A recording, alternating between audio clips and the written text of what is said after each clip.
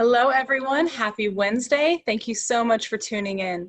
My name is Audrey Stewart, and on behalf of Harvard Bookstore, I am very excited to welcome you to tonight's event with Jill Filipovich discussing her latest book, Okay, Boomer, Let's Talk: How My Generation Got Left Behind. And she is joined tonight in conversation by CAITLIN ZALOOM. Through virtual events like tonight's, Harvard Bookstore continues to bring authors and their work to our community and our new digital community during these challenging times. Every week we're hosting events here on Zoom, and as always, our event schedule appears on our website at harvard.com/events, where you can also sign up for our email newsletter and browse our shelves from home. This evening's discussion will conclude with some time for your questions. If you have a question at any time during the talk, go to the Q&A button on the bottom of your screen and we'll get through as many as time allows. If you would like to buy a copy of Okay Boomer, Let's Talk, there will be a link in the chat where you can purchase. All sales through this link support Harvard Bookstore, so thank you, especially during this difficult time for community spaces like your local bookstore. There will also be a link for donation in the chat if you would like to give additional support to Harvard Bookstore. Your purchases and financial contributions make this virtual author series possible, and now more than ever supports the future of a landmark independent bookstore. Thank you for tuning in support of our authors and the incredible staff of booksellers at Harvard Bookstore. We sincerely appreciate your support now and always. And finally, as you may have experienced in virtual gatherings these last few months, technical issues may arise. If they do, we'll do our best to resolve them as quickly as we can. Thank you in advance for your patience and your understanding. Now, I'm so pleased to introduce these two powerhouses. Jill Filipovich is a contributing opinion writer for the New York Times, as well as a weekly columnist for Cosmopolitan and CNN. She was Cosmopolitan.com's senior political writer and a columnist for The Guardian. As well as being an attorney, she is the author of The H-Spot, The Feminist Pursuit of Happiness. I don't believe she has free time. She is joined tonight by CAITLIN ZALOOM, who is the editor-in-chief and founder of Public Books. She is the associate professor of social and cultural analysis at New York University, and she is the author of Indebted: How Families Make College Work at Any Cost, and editor of Think in Public, a Public Books reader. You can find a link in the chat if you'd like to take a look. Tonight, they are discussing Okay Boomer, Let's Talk. Millennials are the most educated generation in American history, and the most broke. We've inherited a world that is literally on fire. Jill goes beyond the criticisms of the me generation and takes a closer look at the differences between the two generations. Irene Carmen, co-author of the notorious RBG, RIP, said, Jill Filipovich cuts through the noise with characteristic clarity and nuance. Behind the Meme is a thoughtfully reported book that greatly contributes to our understanding of generational change. I have a feeling this book is going to break my heart. But on that note of praise, I'll turn things over to our speakers. Jill, Kate, the virtual podium is yours. Thank you so much for joining us here tonight. Thanks so much, Audrey. And thank you to Harvard Bookstore for hosting. To everybody watching, if you want to buy my book, any book, please buy it from your local bookstore.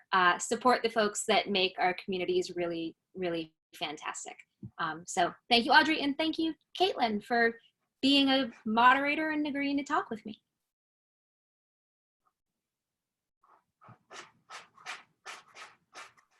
There we go. Now I've gotten all of my technical glitches out of the way now that I've decided to unmute myself. It was really a pleasure to get to read Okay Boomer at Let's Talk. It's enormous fun for such a stressful and full of depressing facts book. But it made me think quite a lot about my own life and how we are all, in fact, defined in part by the time when we come of age. So when I was thinking about what defined me, it was that I must be a synth pop loving, ripped jeans wearing, AIDS fearing, Whole Foods frequenting Gen Xer. and you are a millennial. So my first question to you is, did you kill mayonnaise? I'm one of the few millennials who likes mayonnaise. So no, I refuse to take any blame for that. Although, you know what you point to, the list of things millennials are accused of killing is like absurdly long. And when I was writing the book, I put together a few of them, you know, just Googling like millennials killed and then seeing what came up. You know, it's everything from like the single family home to marriage to kids to like sex in parks, which was my personal favorite. I don't know how we killed sex in parks, I don't know, but apparently we did. Yeah, that's pretty amazing. So we've all heard the phrase "Okay, Boomer," but where did it come from? So it came, nobody's sure, at least not that I could find, like which individual was the first person to use "Okay, Boomer," but it seems to have come from, you know, as every kind of good pop culture thing does these days, from TikTok teens. TikTok, for all the boomers watching, is a social media platform popular among the youngs. I don't even use it because I feel like I'm too old for it. But there was a, you know, like viral TikTok video of, you know, an old guy, boomer guy, like complaining about, you know, all the kids these days, they're these proto Peter Pans and they don't want to grow up and take responsibility. And he kind of just panned to himself and said, "Okay, boomer." And it caught on. There was a parliamentarian in New Zealand who used the phrase, you know, on the floor of Parliament, kind of in a slightly dismissive but, you know, sarcastic rebuke to older folks who in Parliament in New Zealand who she thought were not taking climate change seriously enough. You know, it really went viral. Taylor Lawrence at the New York Times, who writes for the style section, she covered it for the paper, and that is kind of when it went mainstream. What I found interesting about it was how polarizing it was. Boomers were obviously really profoundly offended to be dismissed with such a phrase. You know, it made it into a Supreme Court opinion. Some right-wing radio host called it the N-word of ageism. Francine Prose complained that it was ageist. And in the meantime, you know, millennials like myself and Gen Zers, like the folks who first started using the phrase, we're kind of looking around going, well, wait a minute. You know, you tune into Fox News on any given evening, and there are all kinds of segments from very, very powerful people blasted into all of our homes about how millennials and young people generally are doing everything wrong, all of the ways in which we are terrible. And "Okay, Boomer" is not just about insulting older folks. It really is this kind of like rageful retort that encapsulates, I think, a lot of millennial frustration at the cards that we've been dealt. Yeah, I mean, it really does speak to frustration. I mean, "Okay, Boomer" sounds very dismissive, and of course is, but it's also, like you point out, a retort to a kind of dismissiveness that that millennials have long felt is unfair to them.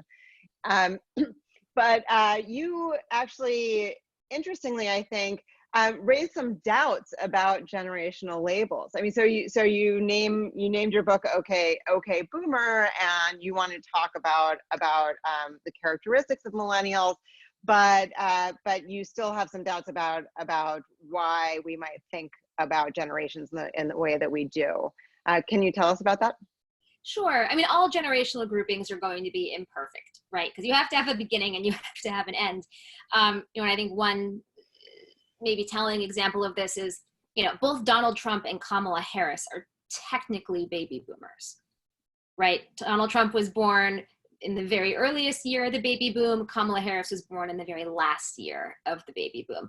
Those two people, not only do they have nothing in common personally and politically, but their formative experiences, you know, are certainly not shared. Kamala Harris likely has a lot more in common with older Gen Xers, right, than she does with older baby boomers. So no matter where you draw the line, there's always going to be some fuzziness and some imperfection. Where I think generation analysis is helpful is what you were saying kind of at the beginning of the conversation, which is that the things that happen in the formative years of our adult lives don't just shape us as individuals, but they do shape entire cohorts. And so understanding how wars shape a culture, how a recession might shape a nation. I think it's useful to understand not just how, for example, does a recession impact everybody, because of course it does, but what impact does it have on people who are just starting their careers versus people who perhaps are retiring?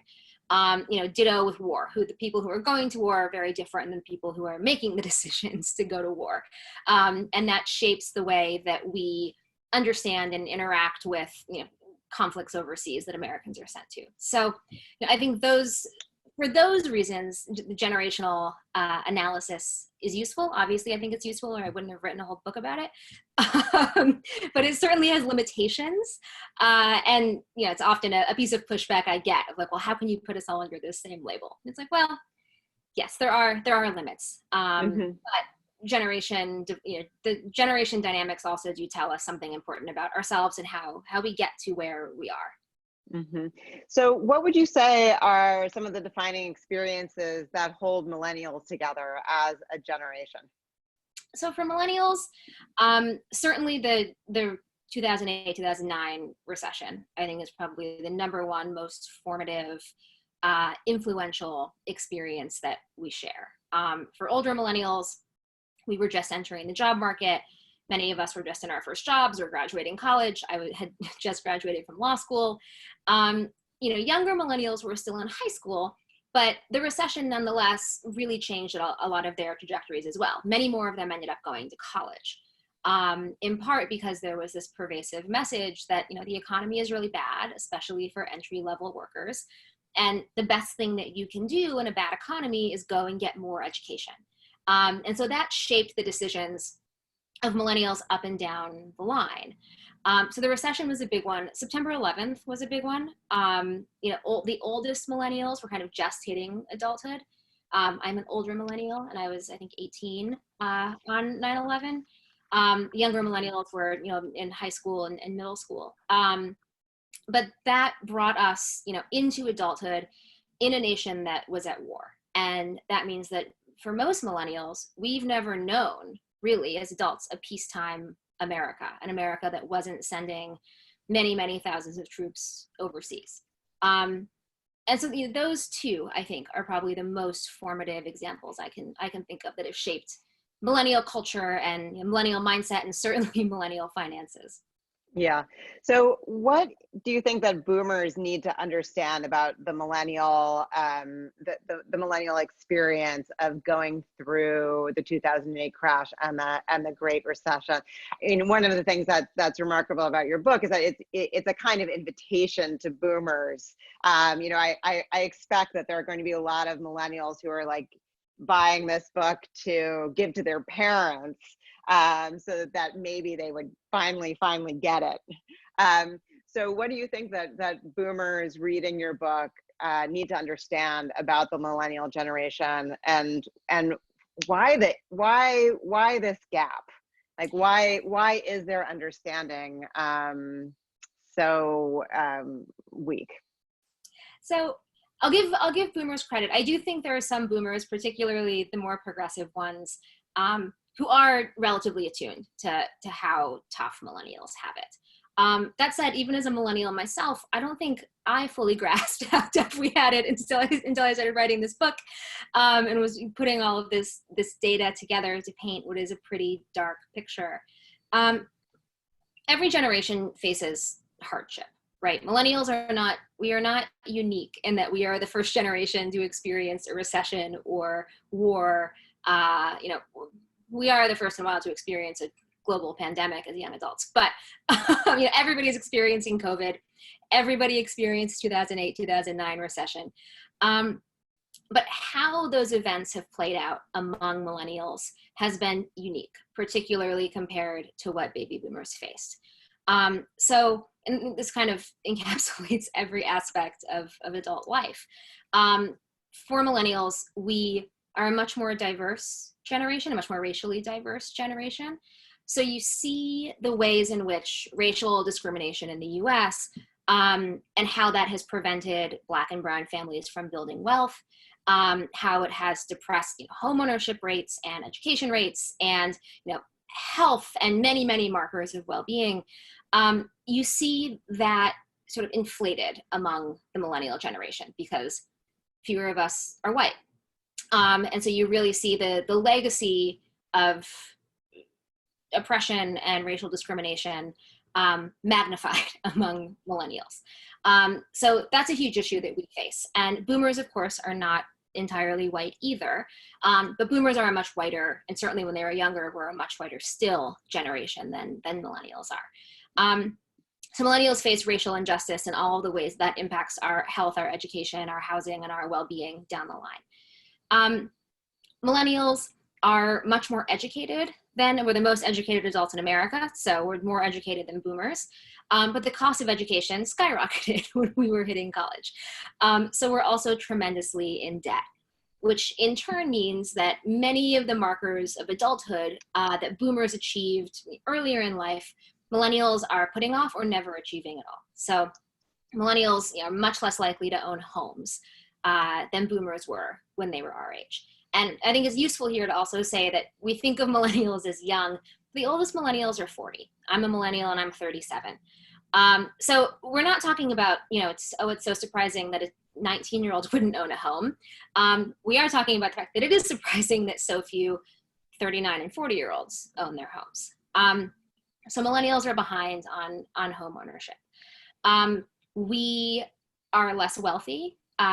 We are less wealthy both in terms of actual numbers and in terms of how much wealth we have as a generation proportionate to the country. So millennials have recently surpassed boomers as the largest adult generation. When boomers were about our age, their generation held about 20% of America's wealth. Millennials hold 3% of America's wealth. And I don't think we're going to get to 20% anytime soon. So we're less wealthy despite being more educated. We are more in debt. We are less likely to own our homes. And I think what boomers perhaps don't always recognize is the degree to which this is not about personal choice. This isn't about, oh, millennials prefer to rent. We took on these fancy degrees totally out of choice. It was about a series of political choices that were not made by millennials, often made by baby boomers and the politicians they elected, that essentially all the ways in which boomers were able to climb into the middle class, affordable education, relatively affordable housing, that ladder was pulled up behind them, particularly in the Reagan years. And so millennials just faced a different landscape of opportunities, and now we're seeing really perilous outcomes. Yeah, I think that there's something to explain too about why it's so hard for boomers to understand what millennials are going through. And I think about that a lot because I have written a lot about student debt, and as a professor, I spend a lot of time with Gen Z, well now Gen Z, but also lots of millennials over the course of my career, and it's pretty remarkable to me how different millennial and Gen Z experiences are from their parents. I think one thing that we haven't fully reckoned with as Americans is how much especially the white boomers participated in and benefited from both having a incredibly strong welfare state and also from being part of an expanding economy. So there are a lot of assumptions that go into being a boomer that are based on kind of background conditions in the economy and in social life. So I often hear from people in the boomer generation about like, well, what we just don't understand what's happening with students. Why? I mean, especially like, why can't they get out of debt? Like, why is it so difficult for millennials to do what we did? And so I think that trying to help boomers understand that is a really good part of what this book does.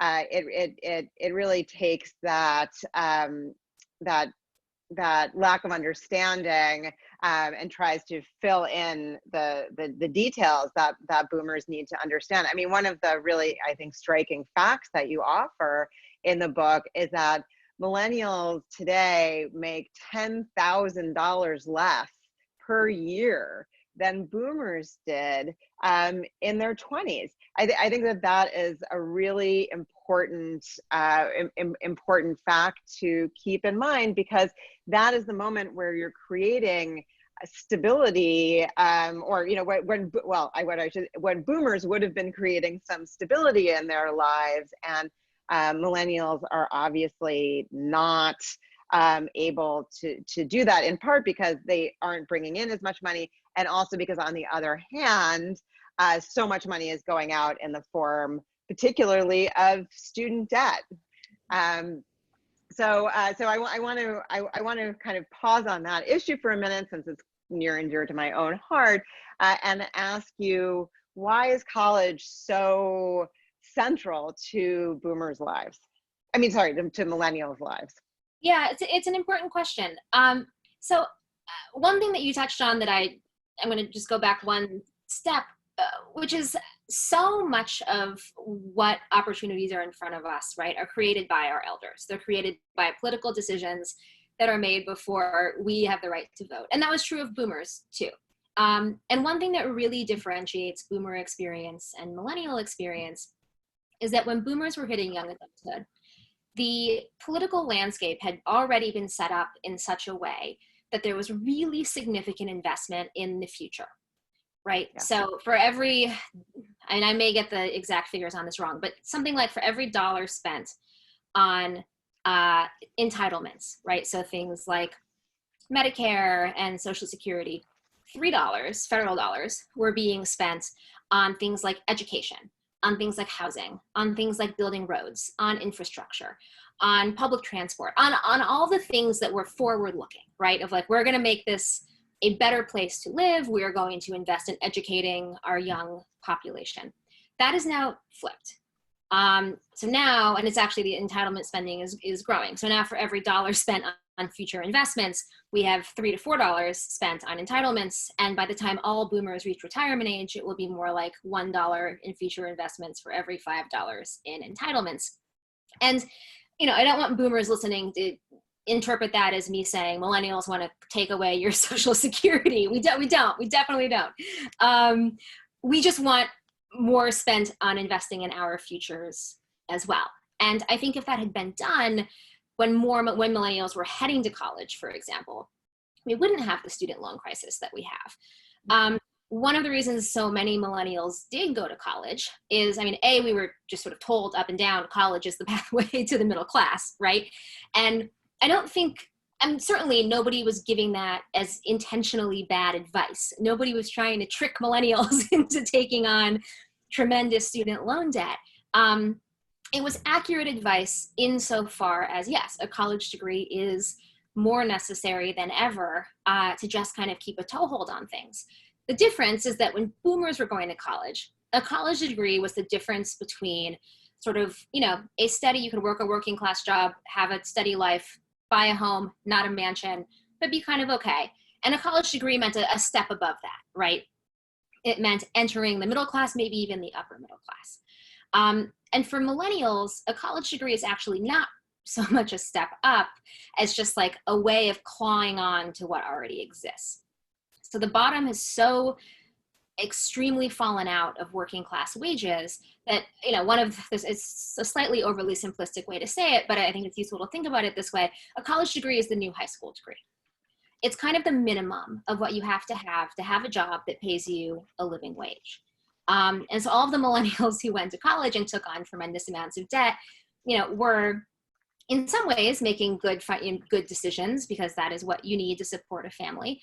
But because there was so little public investment in college, and because the cost of college increased so rapidly in the 80s and 90s, and certainly through the early 2000s, millennials graduated, you know, hugely on the hook, 5 and 6 figures in debt, which then means that many of the rest of, you know, adult life, buying a home, getting married, starting a family, gets put off. And that's much more extreme for the millennials who started college, took on debt, and then didn't graduate. And those students are disproportionately first-generation college students and disproportionately students of color. And there's sort of no plan for helping those folks who have huge amounts of debt and no way to get a job that is going to actually pay that debt down. Yeah. I mean, one of the things that is really remarkable is how we've disinvested in youth. And millennials have been really the victim of this. I mean, you know, I obviously I'm an academic, and I always joke that I could feel, you know, I could as I passed through the door of opportunity to get an academic job, you know, I could feel like the wind on my backside as the door slammed shut behind me, you know. I mean, it was like that. It was like the last. It was kind of the last gasp moment. Whereas like boomers and the generation before them too were really the beneficiaries of an enormous expansion in higher education and a real investment on the part of both states and the federal government in making sure that young people were educated as a part of their citizenship duties. Now, that wasn't necessarily always for great reasons. You know, I mean, much of this was driven by like Cold War competition, for instance, but we did get out of it things like the University of California system, which educated an incredibly broad swath and still educates, actually, importantly, a really huge swath of younger citizens. And it wasn't until the 80s and particularly the 90s, like under the Clinton administration, that there was really a shift to an idea that young people and their families, because parents have to pay into college too if they're going at, you know, if they're, say, leaving home at 18, should pay for education themselves. And so one of the things that I thought was interesting about your book was how that you told the story of how that happened. So how did it happen? Can you talk a little bit about that? Yeah, I mean, this could be a whole book in and of itself, and I think many people have actually written this book. But you know, 1980 was a turning point on a lot of these questions with the election of Ronald Reagan. It was a major turning point in health and certainly in education.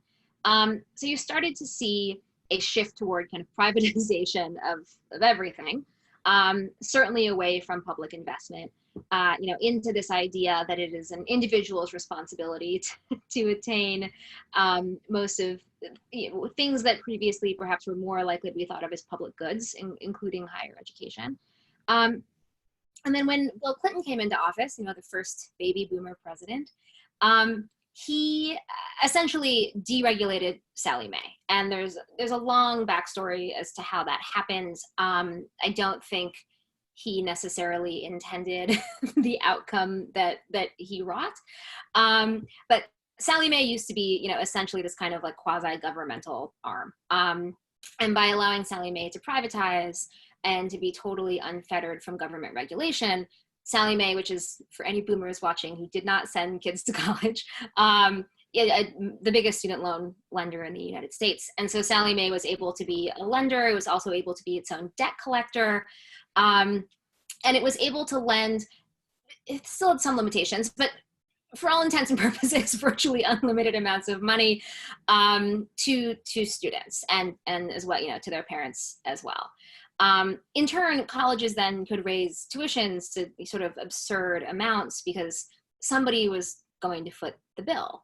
You had a huge number of students newly going to college. You know, boomers also flooded into college at incredibly high rates, but millennials, you know, are the best educated generation in American history. I think Gen Zers will probably surpass us. But so you did have this huge money-making enterprise that has only grown kind of more expansive and frankly more predatory as the years have gone on. You know, one thing that Clinton did right that was then done wrong under George W. Bush is he refused to sign a bankruptcy bill that essentially said that student loan debt could not be discharged in bankruptcy like any other form of consumer debt. And, the story is that his wife, Hillary Clinton, talked him out of signing it because a Harvard law professor named Elizabeth Warren had told her that it would have disastrous consequences.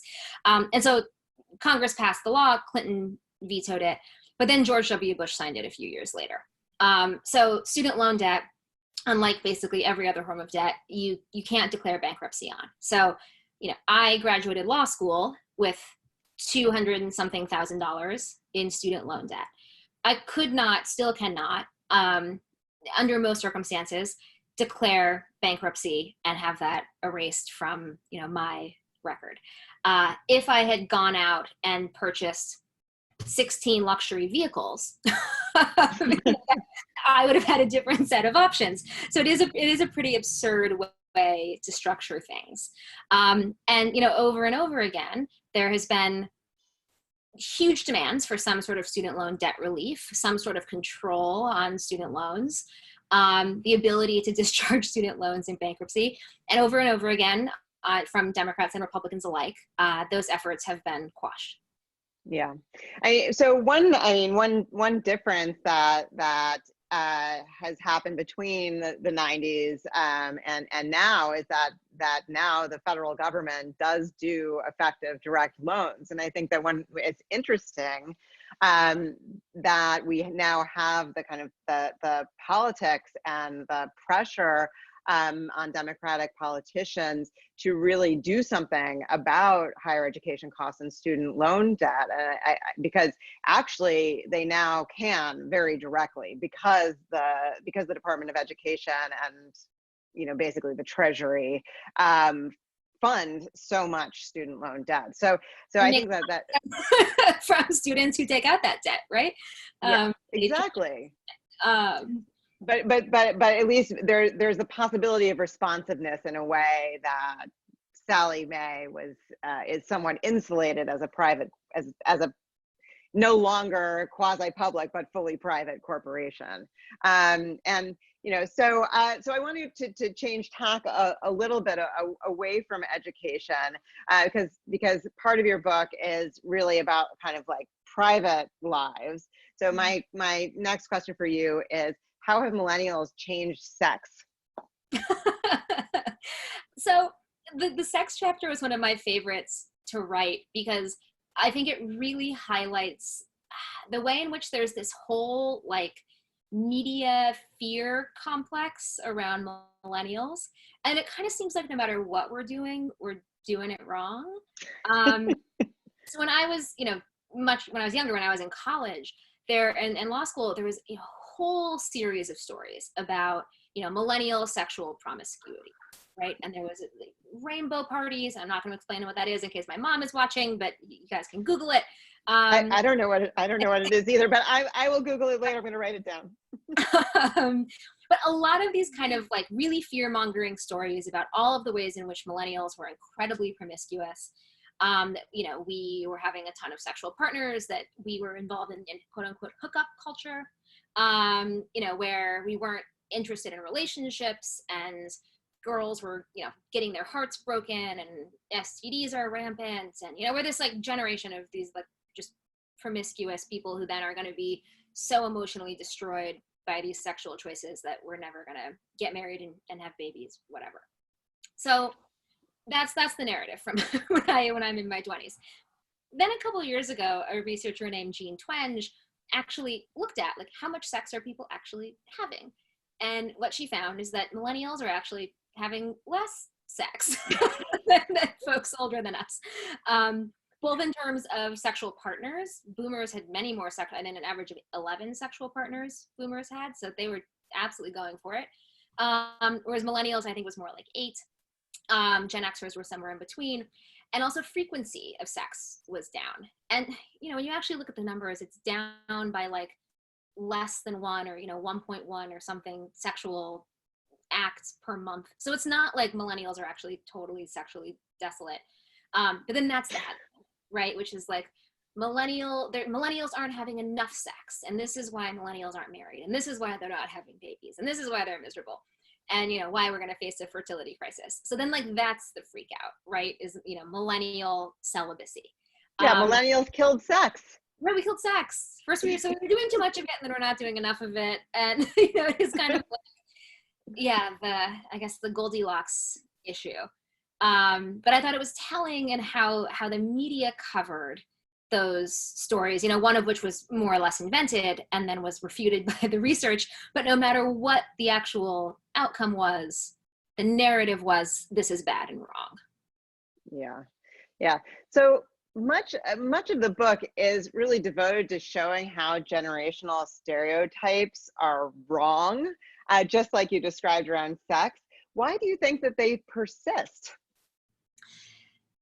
Because it's just I'm sure this happens everywhere. I'm sure in my grandfather's Serbian village, when he was a kid, he was probably complaining about the old folks not not adjusting to the young way of life.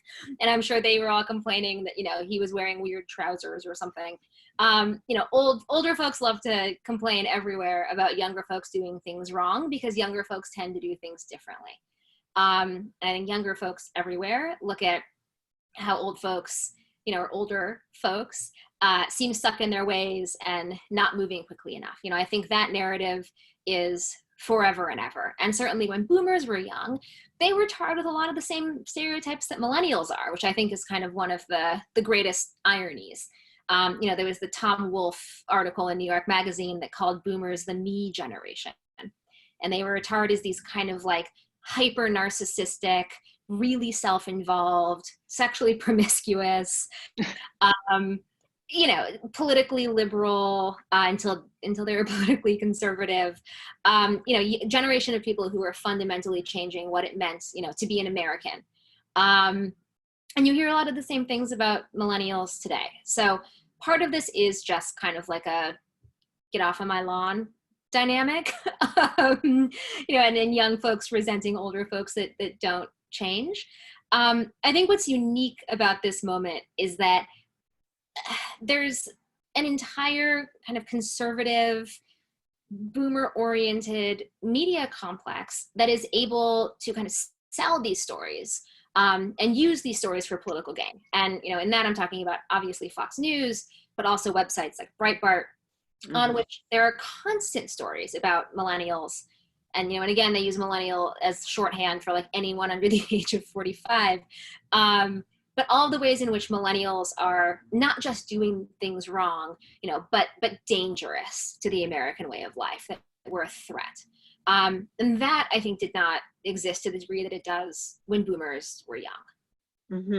Well, that's interesting, because I was thinking about that division too, and actually thinking back to the Vietnam War, which was obviously also a very polarizing moment, and actually thinking about how that conflict between white conservative boomers and politically progressive boomers really was fashioned around the Vietnam War, and that in some ways the conflict that Fox News is now benefiting from, and Breitbart, and a million different very right-wing websites and pundits is really a replay of what we saw then. There's and I feel like you listed some of these things, it's the young people, they're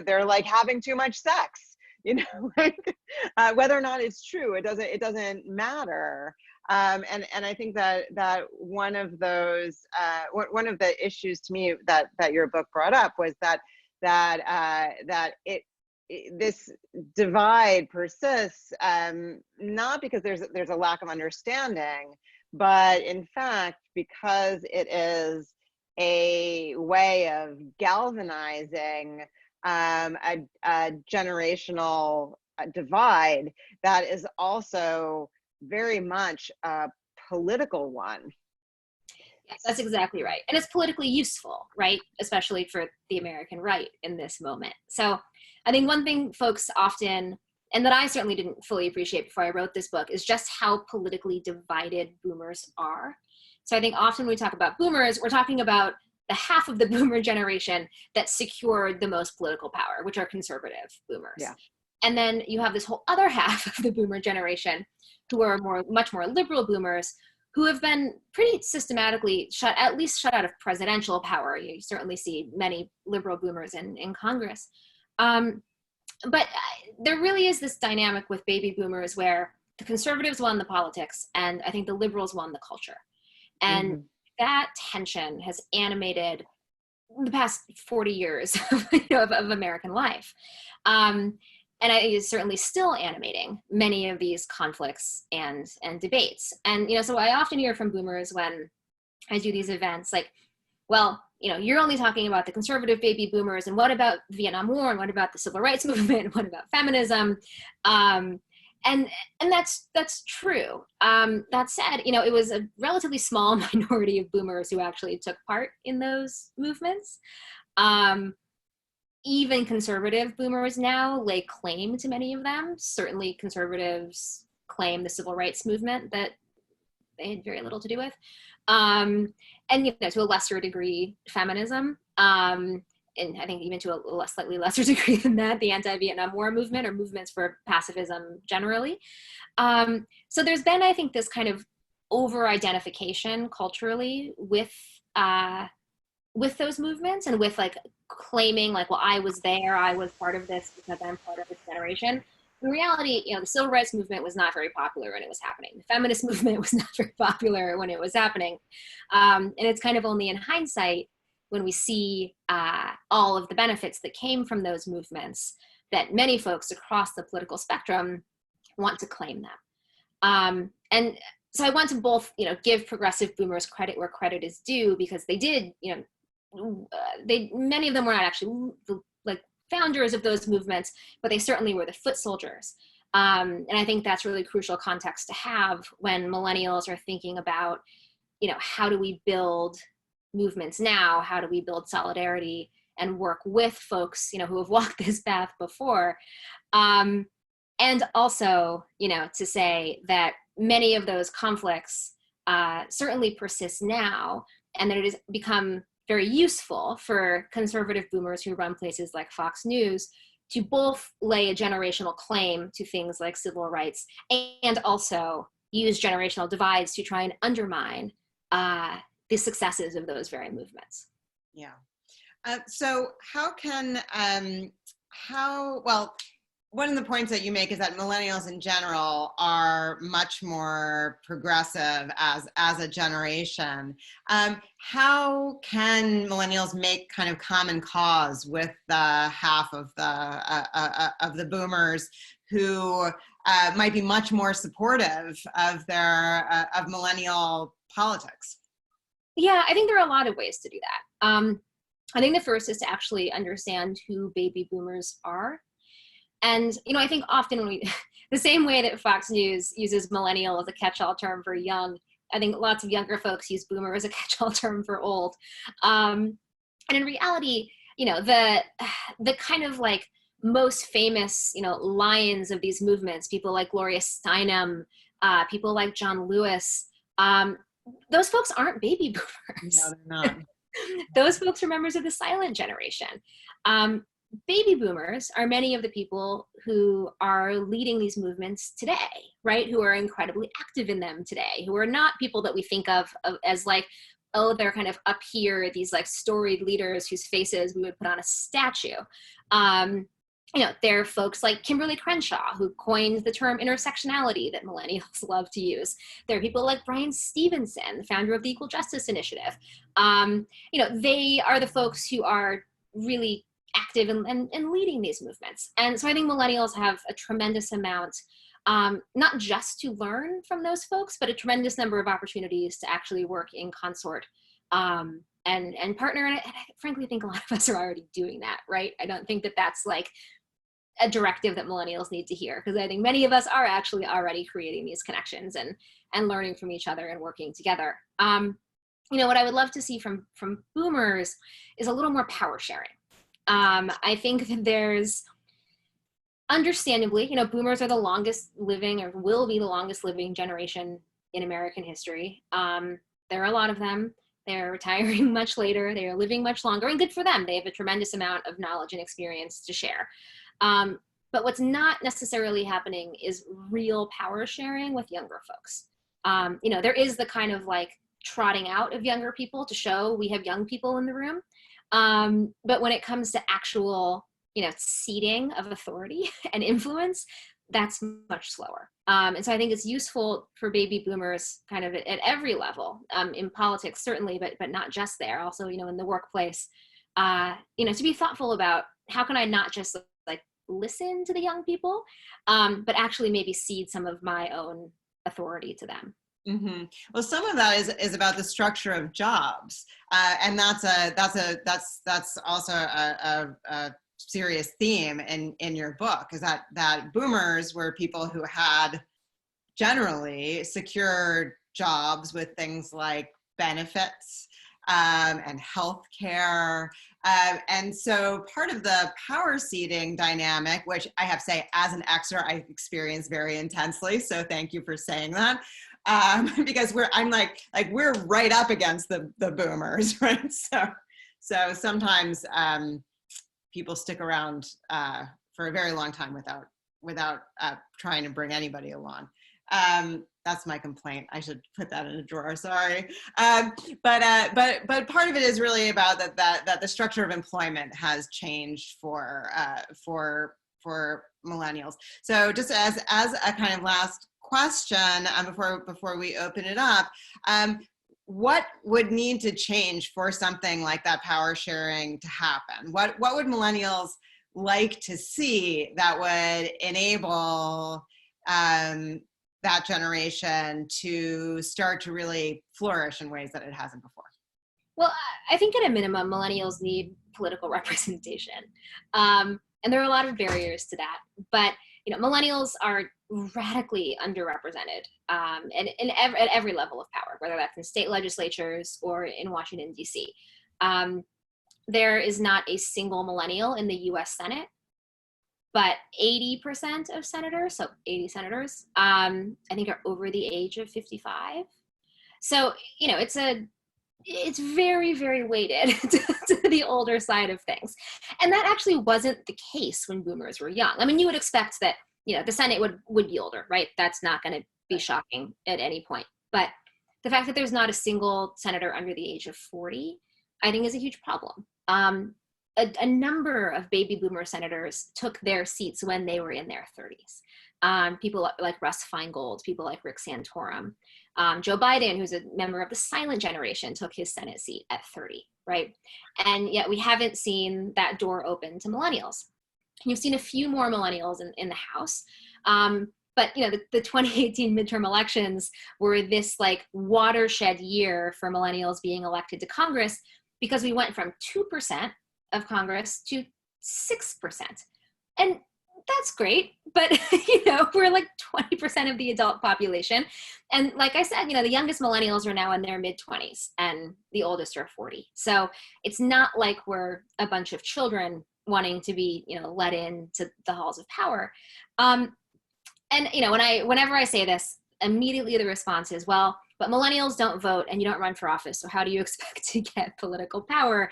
And the answer to that is, well, young people generally don't vote. Boomers didn't vote much when they were young either. And yet they were given a hand up into positions of power, right? Into Congress, into the political realm, where they were then able to make the kind of laws that would benefit the rest of their generation.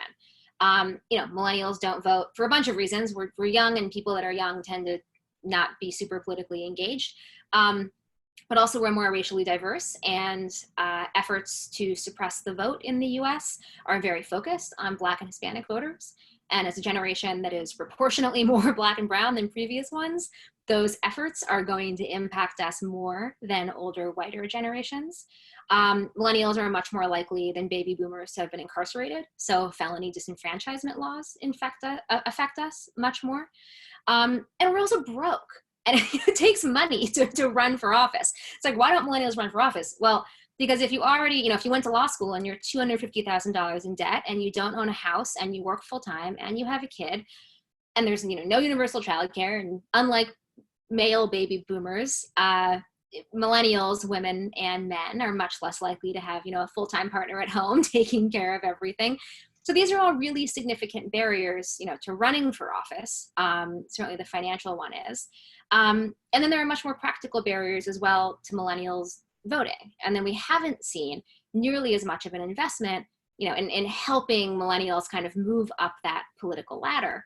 And I think if we were in power, if many more of us were in office, we would see a lot more representatives, frankly, like people like Alexandria Ocasio-Cortez, who prioritizes things like climate change, like student debt, like affordable housing, many of the things that millennials need the most.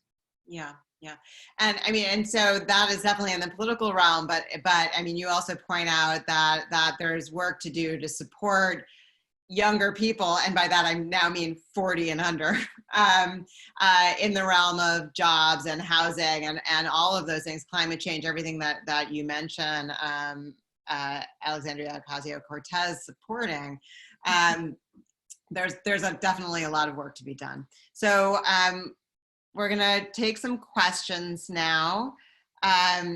So Emma Jardine asks, do you believe that experiencing global events like COVID-19 and trying to find solutions to the events brings generations together or creates a greater divide? That's a great question. I like to think that culturally it brings us together, right? Because we're all experiencing this, kind of hopefully once in a century event. But when you also look at who COVID-19 has impacted, obviously health-wise, it's impacted older folks disproportionately. But in terms of the financial ramifications, millennials lost more jobs than people of any other generation in the US because of COVID-related shutdowns, right? So millennials have been hit much, much harder financially by COVID than Gen Xers and certainly than boomers.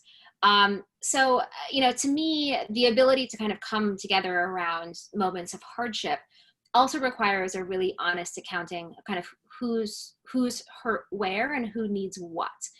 And, I like to think that, many of us realize that boomers and silence, people older than silence, are the sort of most physically at risk. And so that, in the immediate term obviously has to take priority, and we need to, wear our masks and, do all of the health related things to help our parents and grandparents, frankly, just survive this moment. But in turn, I think we also need a really honest accounting of, okay, well then who are the economic ramifications coming down hardest on? And what do we need to do politically to make sure that everybody, is kind of getting their boat steadied? And it is millennials who are being financially hurt the worst. And my fear, and what I think you are almost certainly going to see play out, is that it'll be kind of 2008 all over again, where there isn't any sort of targeted assistance to the folks, who have had their lifetime earnings just kind of chopped down. Yeah. So we have another question that's about the connection between millennial wealth, or lack thereof, and white supremacy. So this audience member is asking what they can read about the connection. So first, could you describe a little bit about the connection, and then maybe tell us about one or two sources that you think are really good about that? Yeah, so white families in the U.S. just have much more in terms of resources than Black and brown families. I don't think that is like a huge amount of news to anybody. But the gap is extraordinary. I don't have the numbers in front of me, but it is somewhere in the league of white families are worth on average, $700,000 more than Black families. And that has impacts all down the line. It has impacts in terms of, can you afford, my cat just jumped on the table, so sorry if I'm shaking. Can you afford to send your kid to college? Can you afford to buy a house? Can you, pass down the kind of generational stability that comes with things like home ownership and, generations of college education? When baby boomers die, we're going to see the largest wealth transfer in American history. Most of that wealth is in white hands and will go to white hands. And so I think we're going to see that already radical gap widen even further. And that's even before you take into account the fact that there is just basic discrimination, racial discrimination in hiring and pay, right? That means that incomes between Black workers and white workers, and certainly between Black women workers and white male workers, are tremendous. In terms of what you can read, putting me on the spot. I'll tell you what, I'm going to go and look up some of the resources I pulled for the book, and I'll tweet them. So I'm on Twitter at Jill Filipovic, and then I will link directly to their Amazon pages, because I'm just like having a totally blank moment of the actual titles and like names of authors of books. Well, can I add a couple here? So the work of Keeanga-Yamahtta Taylor is great around housing and the kind of wealth building that white families did around housing, and how African Americans were excluded from that. Mirza Baradaran is another person who writes about this really wonderfully. And actually there's terrific work going on at several different think tanks around this connection between white supremacy and the wealth gap, like New America, the Economic Policy Institute. Is great on this. So many. So yeah, Roosevelt. The Roosevelt Institute, there's a really strong effort right now to kind of excavate that connection. So I think that's it's a great question and something we all need to be thinking about a lot. Also, it's a classic, but the Ta-Nehisi Coates Case for Reparations, Atlantic cover story, touches so much of this. Yes. I think we have time for about one more. Okay. So we have one question here based on the childhood as a boomer. This participant says that their childhood was shaped by the fear of nuclear war. And is there a vocal alliance between boomers and millennials and Gen Z and Gen X, just to put us back in there, regarding the end of a habitable planet via climate change this time? Yeah, I mean, climate change is, it's the number one issue that millennials say is most important to them, to us, which makes sense because we're the ones who are, inheriting this planet, and we're the ones who are bringing, or not bringing, as the case may be, children into what feels like a very, very scary and very tenuous future. It certainly is already happening where, young millennials and younger folks, Gen Zers, are, partnering with and working with boomers on this issue. I think millennials feel really, really frustrated with boomers when it comes to climate change, including, frankly, liberal boomers. Boomers, I understand, when boomers were small children, climate change wasn't on the table, but, Earth Day was started in 1970? So it's not like these questions are brand new.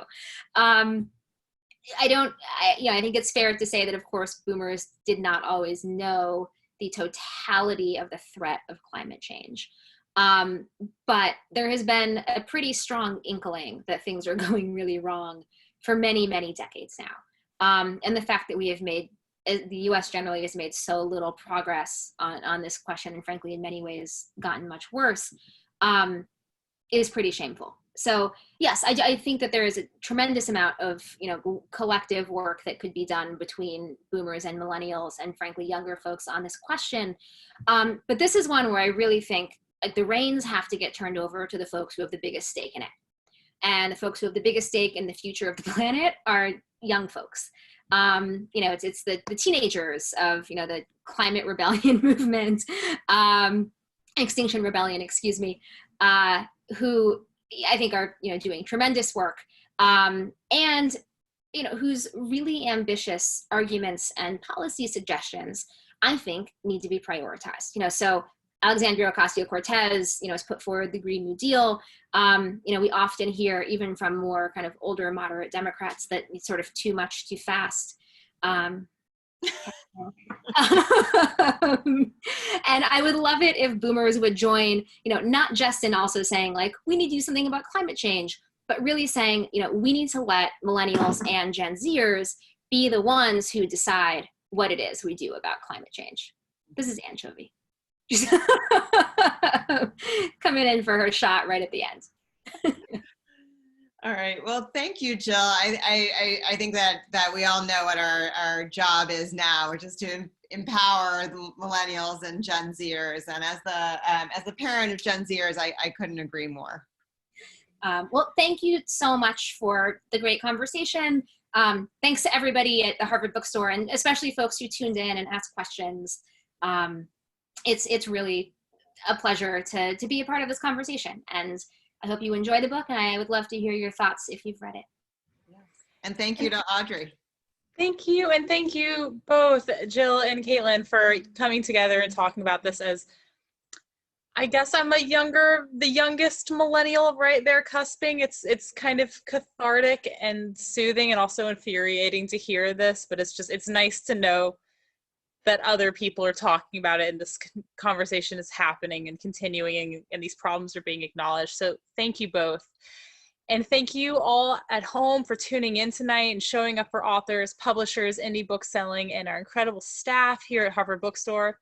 If you'd like to support Jill in the bookstore, click the link in the chat to purchase OK Boomer Let's Talk. We sincerely appreciate your support now and always. And Jill, if you're linking to books on Twitter later, maybe throw us a link if you want to support the indie bookstores. Thank you again. Have a great night, everyone. Take care. Okay. Bye-bye.